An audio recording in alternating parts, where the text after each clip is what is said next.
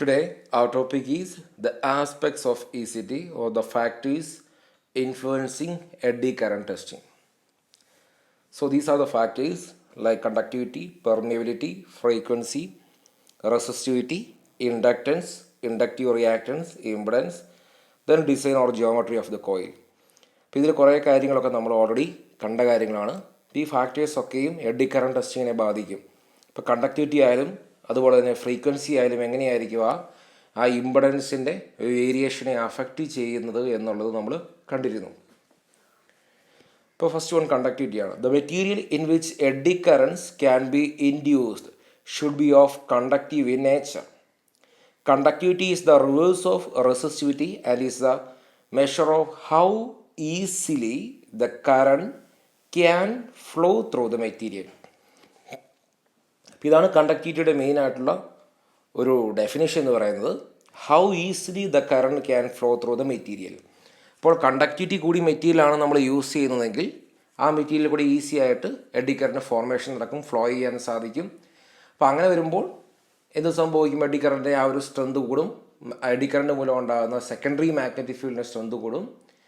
Then ആ conductivity കുറഞ്ഞ മെറ്റീരിയലും അതുപോലെ തന്നെ കൂടിയ മെറ്റീരിയലും അതിൽ ലിഫ്റ്റ് ഓഫ് കർവ്സ് എങ്ങനെ വരും എന്നുള്ള കാര്യങ്ങളൊക്കെ നമ്മൾ ഇംപെഡൻസ് പ്ലെയിൻ ഡയഗ്രത്തിൽ കണ്ടിരുന്നു. അപ്പോൾ the conductivity of A material has A very direct effect on the AD current flow. നമ്മൾ കണ്ടു എഡി കറണ്ട് ടെസ്റ്റിങ്ങിൽ കണ്ടക്ടിവിറ്റിക്ക് വേരിയേഷൻ ഉണ്ടായിക്കഴിഞ്ഞാൽ അതെങ്ങനെയാണ് ഇംപെഡൻസിൻ്റെ വേരിയേഷന് കാരണമാകുന്നതെന്ന് കണ്ടിരുന്നു. So, greater the conductivity of a material, the greater the flow of eddy currents on the surface. അതാണ് ഏറ്റവും important ആയിട്ടുള്ള point. Conductivity കൂടി മെറ്റീരിയലാണ് നമ്മൾ യൂസ് ചെയ്യുന്നത് എങ്കിൽ the greater the flow of eddy currents on the surface. Then അടുത്തതാണ് permeability. ഇപ്പോൾ പെർമിയബിലിറ്റി നമ്മൾ ഓൾറെഡി മാഗ്നറ്റിക് പാർട്ടിക്കിൾ ഇൻസ്പെക്ഷൻ മെത്തേഡിൽ പെർമിയബിലിറ്റി എന്താണെന്നുള്ള ഡെഫിനേഷനൊക്കെ നമ്മൾ പഠിച്ചിരുന്നു. എന്നിരുന്നാലും it defines a material's ability to be magnetised. Okay, അപ്പോൾ അതാണ് മാഗ്നറ്റിക് പെർമിയബിലിറ്റി എന്ന് പറയുന്നത്. The magnetic permeability of a metal affects the ease with which magnetic lines will flow through it. അപ്പോൾ മാഗ്നറ്റിക് പെർമിയബിലിറ്റി വളരെ കൂടിയ ഒരു മെറ്റീരിയൽ ആണെങ്കിൽ ആ മെറ്റീരിയൽ കൂടെ ഈസി ആയിട്ട് ഫ്ലക്സ് ലൈൻസിന് കടന്നു പോകാൻ സാധിക്കും. അല്ലെങ്കിൽ ഫ്ലക്സ് ലൈൻസിനുള്ള റെസിസ്റ്റൻസ് എന്ന് പറയുന്നത് പെർമിയബിലിറ്റി കൂടിയ മെറ്റീരിയൽ കുറവായിരിക്കും. ദെൻ അടുത്ത വളരെ ഇമ്പോർട്ടൻ്റ് ആയിട്ടുള്ളൊരു ടേമാണ് എഡി കറണ്ട് ടെസ്റ്റിങ്ങിൽ ഏറ്റവും ആവശ്യമുള്ള ഒരു പാരാമീറ്ററാണ് ഫ്രീക്വൻസി. അല്ലെങ്കിൽ എഡി കറണ്ട് ടെസ്റ്റിംഗ് മെത്തേഡിൽ ഏറ്റവും കൂടുതൽ അഫക്റ്റ് ചെയ്യുന്ന ഒരു പാരാമീറ്ററാണ് ഫ്രീക്വൻസി എന്ന് പറയുന്നത്. So the importance of test frequency എന്ന് പറഞ്ഞാൽ നമ്മൾ ടെസ്റ്റ് കോയിലിലേക്ക് സപ്ലൈ ചെയ്യുന്ന ആ എ സി സോഴ്സിൻ്റെ ഫ്രീക്വൻസിയാണ്. So the importance of test frequency is that it determines the depth of penetration of eddy currents in the material. അപ്പോൾ ഒരു മെറ്റീരിയൽ നമുക്ക് ചെക്ക് ചെയ്യേണ്ട ഒരു സ്പെസിമെൻ എടുത്തു. ആ സ്പെസിമെനിൽ എത്ര ഡെപ്തിൽ, നമുക്കറിയാം സർഫസിലാണ് എഡി കറണ്ട് ഉണ്ടാകുന്നത് എങ്കിൽ കൂടിയും ആ എഡി കറണ്ട് ഫോർമേഷൻ കുറച്ച് ഡെപ്തിലും കൂടെ കാണും. അപ്പോൾ ആ എഡി കറണ്ടിൻ്റെ ഡെപ്ത് ഓഫ് പെനട്രേഷൻ എന്ന് പറയുന്നത് ഫ്രീക്വൻസിയെ ആശ്രയിച്ചിരിക്കും.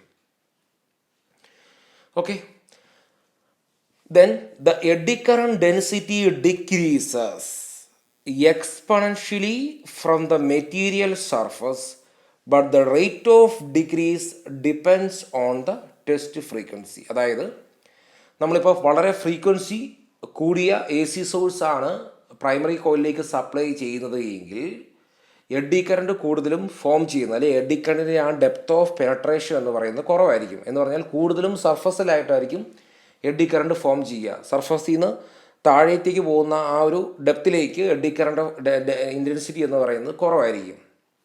അപ്പം അതുകൊണ്ട് തന്നെ കൂടുതലും സർഫസിലായിരിക്കും. ഹൈ ഫ്രീക്വൻസി ഉള്ള എ സി സോഴ്സാണ് നമ്മൾ സപ്ലൈ ചെയ്യുന്നതെങ്കിൽ എഡി കറണ്ട് ഫോം ചെയ്യുക കൂടുതലും സർഫസിലായിരിക്കും.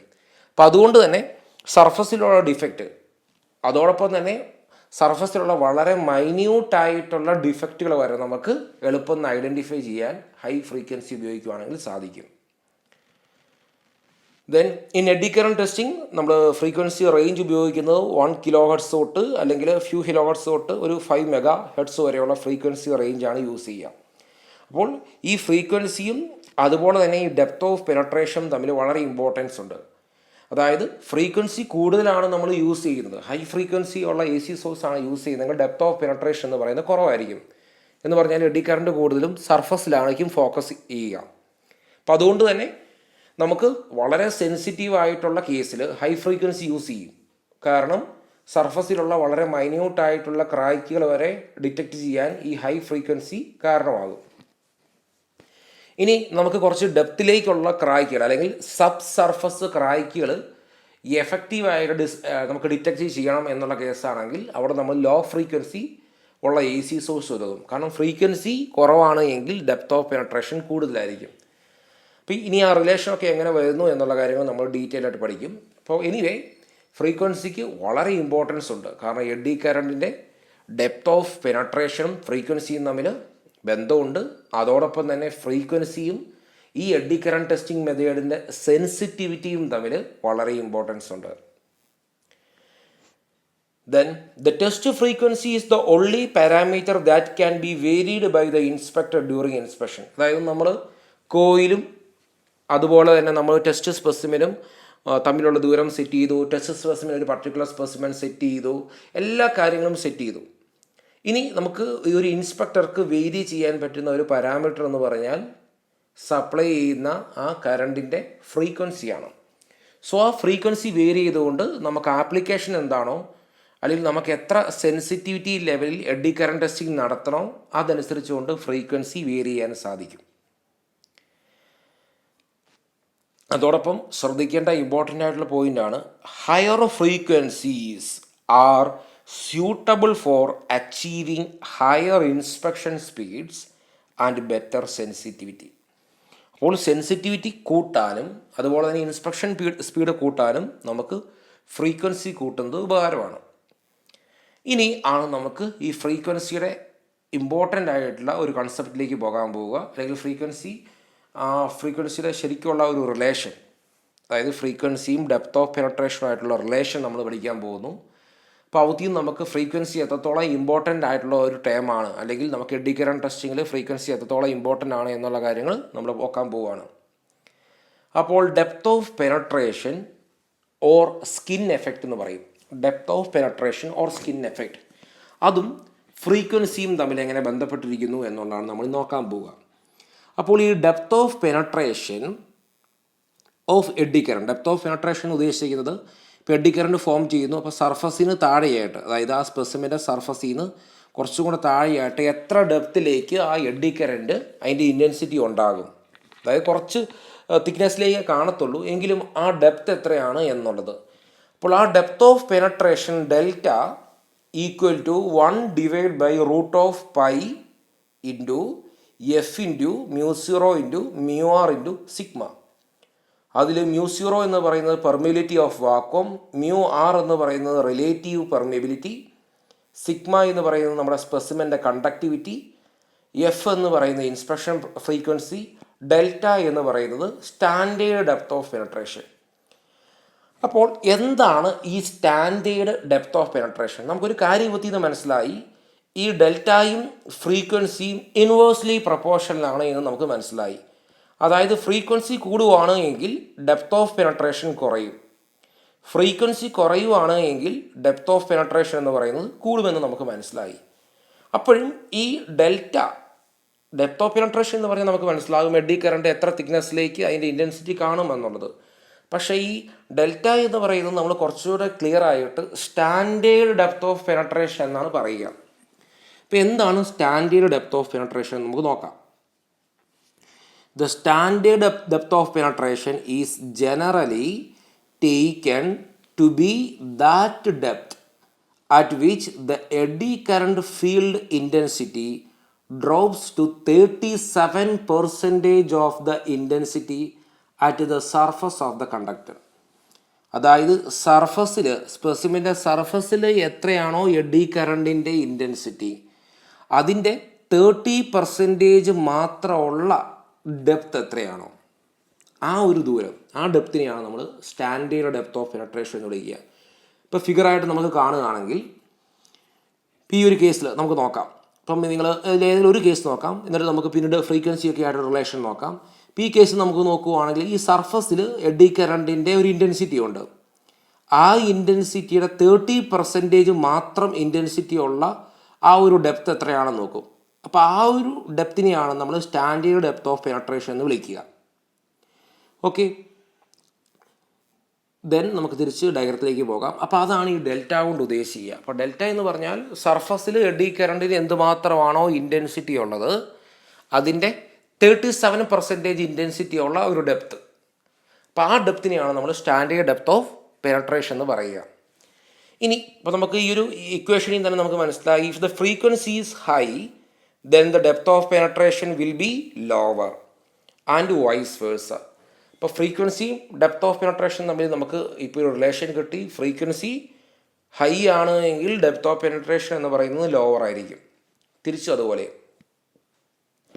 ഇനി അതുപോലെ ആസ് ദ കണ്ടക്ടിവിറ്റി ഇൻക്രീസസ്, നമുക്കറിയാം സിഗ്മ എന്ന് പറയുന്നത് കണ്ടക്ടിവിറ്റിയാണ്. As the conductivity increases the depth of penetration will reduce. അതായത് നമ്മൾ വളരെ കണ്ടക്ടിവിറ്റി കൂടിയ ഒരു മെറ്റീരിയലാണ് നമ്മൾ ടെസ്റ്റിങ്ങിന് വേണ്ടി, എഡി കറണ്ട് ടെസ്റ്റിങ്ങിന് വേണ്ടി നമ്മൾ യൂസ് ചെയ്യുന്നതെങ്കിൽ അവിടെ എഡി കറണ്ട് കൂടുതലും ഉണ്ടാവുക സർഫസിലായിരിക്കും. ഓക്കെ, കാരണം ഡെപ്ത് ഓഫ് പെനട്രേഷൻ എന്ന് പറയുന്നത് കുറവായിരിക്കും. കൂടുതൽ എഡി കറണ്ടും ഫോക്കസ് ചെയ്യുക സർഫസിലായിട്ടായിരിക്കും. അപ്പോൾ അതാണ് സ്റ്റാൻഡേർഡ് ഡെപ്ത് ഓഫ് പെനട്രേഷൻ. ഇനി അതോടൊപ്പം തന്നെ പെർമിയബിലിറ്റി. ഇനി പെർമിയബിലിറ്റി കൂടുതലായാലും എന്ത് സംഭവിക്കും? ഈ കണ്ടക്ടിവിറ്റി പോലെ പെർമിയബിലിറ്റി കൂടുതലാണെങ്കിലും ഈ ഡെപ്ത് ഓഫ് പെനട്രേഷൻ എന്ന് പറയുന്നത് കുറവായിരിക്കും. So higher the permeability lower is the depth of penetration. ഇപ്പോൾ ഈ ഡെപ്ത് ഓഫ് പെനട്രേഷനെ ഡിപ്പെൻഡ് ചെയ്യുന്ന 3 പാരാമീറ്ററായ കണ്ടക്ടിവിറ്റി, പെർമിയബിലിറ്റി, അതുപോലെ ഫ്രീക്വൻസി. അതിൽ ഒരു മെറ്റീരിയൽ നമ്മൾ ഫിക്സ് ചെയ്ത് കഴിഞ്ഞാൽ അതിൻ്റെ കണ്ടക്ടിവിറ്റിയും പെർമിയബിലിറ്റിയും ചേഞ്ച് ചെയ്യുന്നില്ല. പിന്നെയുള്ള കാര്യം എന്ന് പറഞ്ഞാൽ ഫ്രീക്വൻസിയാണ്. ഇപ്പോൾ ഫ്രീക്വൻസി നമുക്ക് വേരി ചെയ്യാം. അതായത് ഫ്രീക്വൻസി നമുക്ക് ചേഞ്ച് ചെയ്തുകൊണ്ട് എഡി കറണ്ടിൻ്റെ ആ ഡെപ്ത് ഓഫ് പെനട്രേഷൻ എന്ന് പറയുന്നത് നമുക്ക് കൂട്ടാം, കുറയ്ക്കാം. അപ്പോൾ ഈ ഡെപ്ത് ഓഫ് പെനട്രേഷന് ഇനി എന്തെങ്കിലും ഇമ്പോർട്ടൻസ് ഉണ്ടോ എന്നുള്ളതൊക്കെയാണ് നമ്മൾ ഇന്ന് നോക്കാൻ പോവുക. അപ്പോൾ eddy current concentrate near to the surface adjacent to an excitation coil and their strength decreases with the distance from the coil. Okay, അപ്പോൾ എഡി കറണ്ട് കൂടുതലും സർഫസിലാണ് കോൺസെൻട്രേറ്റ് ചെയ്യുക. ദെൻ നമ്മൾ ആ ഒരു മെറ്റീരിയൽ എടുത്തു കഴിഞ്ഞാൽ സർഫസിൽ നിന്ന് നമ്മൾ കുറച്ചും കൂടെ ഡെപ്തിലേക്ക് പോകും തോറും ഈ എഡി കറണ്ടിൻ്റെ ഇൻറ്റൻസിറ്റി കുറഞ്ഞേ വരത്തുള്ളൂ. അപ്പോൾ അതുകൊണ്ടാണ് നമ്മൾ എപ്പോഴും പറയുന്നത് എഡി കറണ്ട് ടെസ്റ്റിംഗ് മെത്തേഡ് കൂടുതലും സ്യൂട്ടബിൾ ആയിട്ടുള്ളത് സർഫസ് അല്ലെങ്കിൽ ആ നിയർ സർഫസ് ഡിഫക്റ്റുകൾക്കാണ് കൂടുതൽ സ്യൂട്ടബിൾ ആയിട്ടുള്ളത് എന്ന് പറയുന്നത്.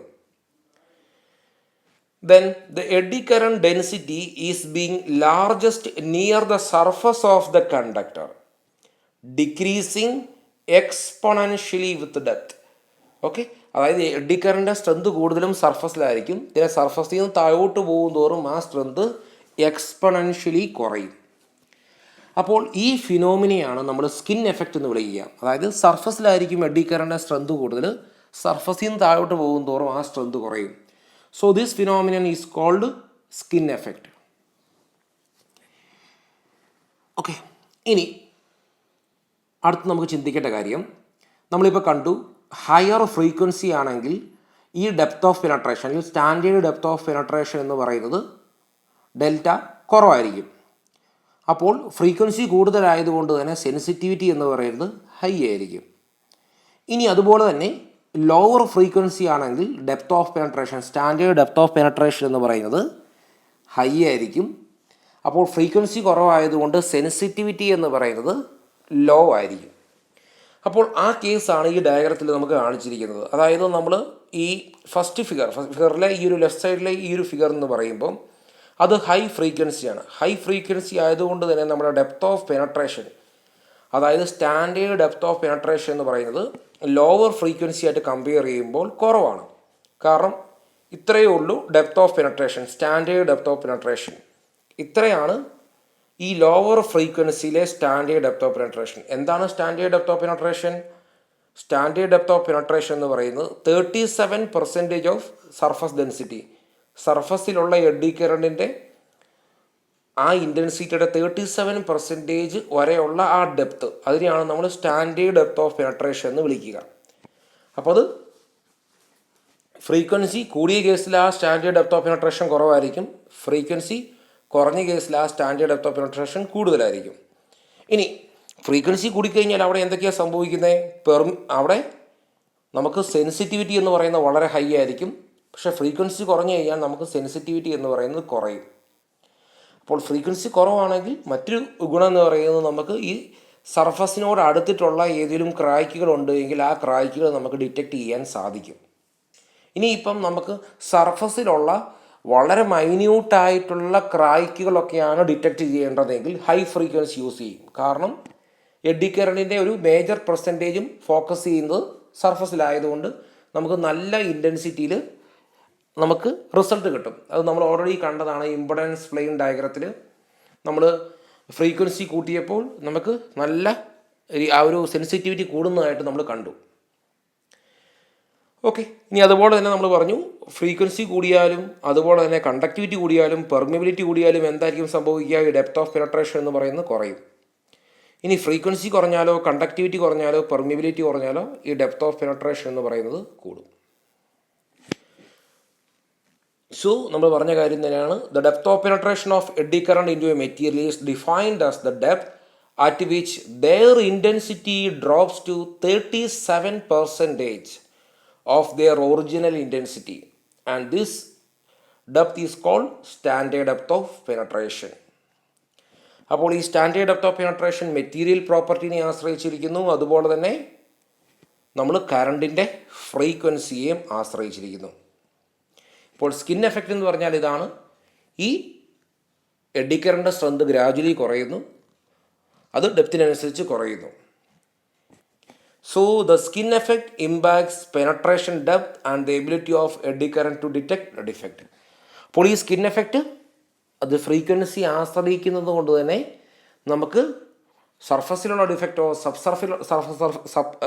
സർഫസിൽ നിയറായിട്ട് ഉള്ള ഡിഫക്റ്റിലോ ഡിറ്റക്റ്റ് ചെയ്യണമെങ്കിൽ നമ്മൾ അതനുസരിച്ച് സ്യൂട്ടബിൾ ആയിട്ടുള്ളൊരു ഫ്രീക്വൻസി സെലക്ട് ചെയ്യേണ്ടി വരും.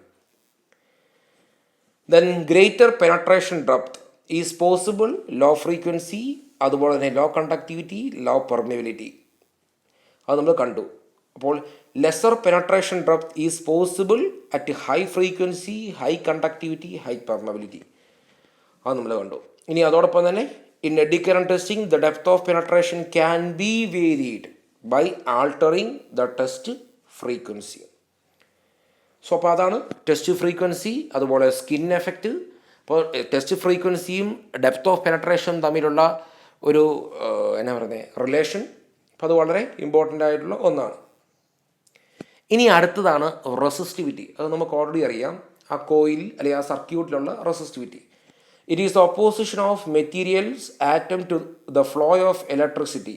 It is the inverse of conductivity.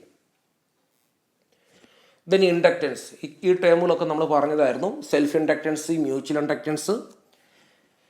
അപ്പോൾ it is the effect produced on flowing current by induction in an electrical circuit. അതിൽ സെൽഫ് ഇൻഡക്ഷൻ നമ്മുടെ ടെസ്റ്റ് കോയിലിൽ തന്നെ ആൾട്ടർനേറ്റിംഗ് മാഗ്നറ്റിക് ഫീൽഡ് ഉണ്ടാകുന്നു. ആ മാഗ്നറ്റിക് ഫീൽഡ് ഒരു ഇൻഡ്യൂസ്ഡ് കറണ്ടിനെ ജനറേറ്റ് ചെയ്യുന്നു.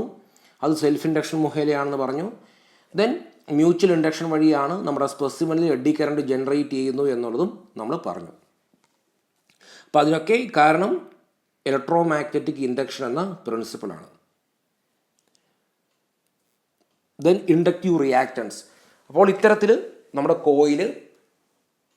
ആ കോയിൽ പ്രൈമറി മാഗ്നറ്റിക് ഫീൽഡ് തന്നെയാണ് നമ്മുടെ കോയിൽ ഇരിക്കുന്നത്. സോ അതുകൊണ്ട് കോയിൽ ഒരു ഇൻഡ്യൂസ്ഡ് കറണ്ട് ഉണ്ടാകുന്നു. ആ ഇൻഡ്യൂസ്ഡ് കറണ്ട് പ്രൈമറി കറണ്ടിനെ ഒപ്പോസ് ചെയ്യുന്നു. അപ്പോൾ അതാണ് inductive reactance. So the reduction of current flow in a circuit as a result of induction is called inductive reactance. So the induced current must flow in the opposite direction of the primary current. Okay. Then അടുത്തത് impedance. അത് നമ്മൾ already impedance എന്നാണ് പറഞ്ഞു. അതുപോലെ തന്നെ ആ impedance plane diagram നമ്മൾ detail ആയിട്ട് ഡിസ്കസ് ചെയ്തു. So impedance it is the total opposition offered by conductor to alternating current. അപ്പോൾ സർക്യൂട്ടിലുള്ള ആ പ്രൈമറി കറണ്ടിനുണ്ടാകുന്ന ടോട്ടൽ ഓപ്പോസിഷനാണ് ഇംപെഡൻസ്. ആ ഇംപെഡൻസിനകത്ത് ആരൊക്കെയുണ്ട്? റെസിസ്റ്റൻസ് ഉണ്ട്, അതുപോലെ ഇൻഡക്റ്റീവ് റിയാക്ടൻസ് ഉണ്ട്, കപ്പാസിറ്റീവ് റിയാക്ടൻസ് ഉണ്ട്. അതിൽ കപ്പാസിറ്റീവ് റിയാക്ടൻസ് നമുക്ക് ഈ ഒരു കേസിലില്ല. നമ്മുടെ സർക്യൂട്ടിലാകെ റെസിസ്റ്റൻസ് മൂലവും ഇൻഡക്റ്റീവ് റിയാക്ടൻസ് മൂലവും ഉണ്ടാകുന്ന ഓപ്പോസിഷനേ ഉള്ളൂ. അപ്പോൾ അതുകൊണ്ടാണ് നമ്മൾ ഇംപെഡൻസ് പ്ലെയിൻ ഡയഗ്രത്തിലൊക്കെ ഇൻഡക്റ്റീവ് റിയാക്ടൻസും റെസിസ്റ്റൻസും മാത്രം എടുത്തത്.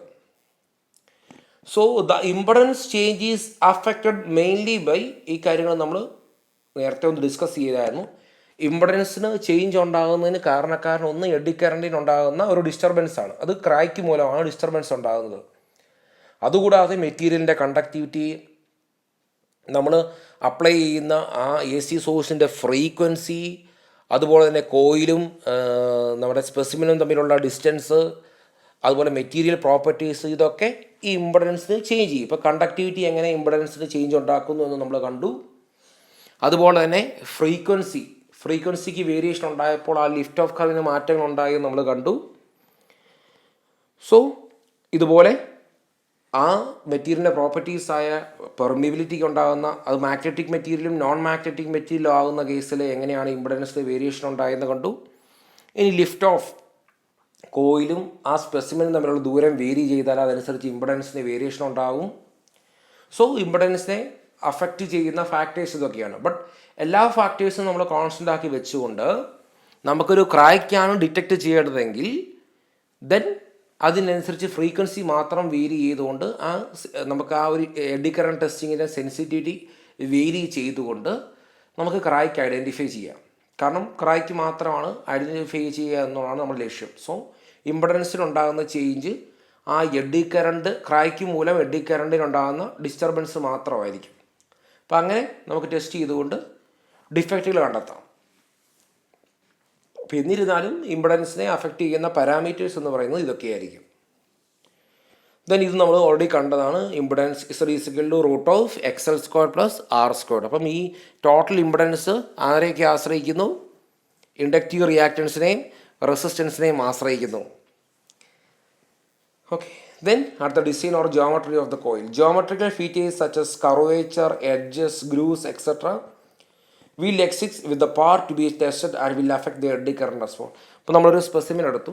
ആ സ്പെസിമെനിലൊരു എഡ്ജ് ഉണ്ട്, അല്ലെങ്കിൽ അതിലൊരു എവിടെയെങ്കിലും ഒരു സ്റ്റെപ്പ് ഉണ്ട്. അപ്പം അങ്ങനെയെങ്കിൽ അതിൻ്റെ ഡിസൈനിലുണ്ടാകുന്ന ആ ചേഞ്ച് ഈ എഡ്ഡി കറന്റ് ടെസ്റ്റിങ്ങിനെ ബാധിക്കും.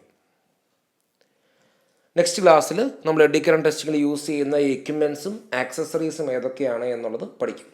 Thank you.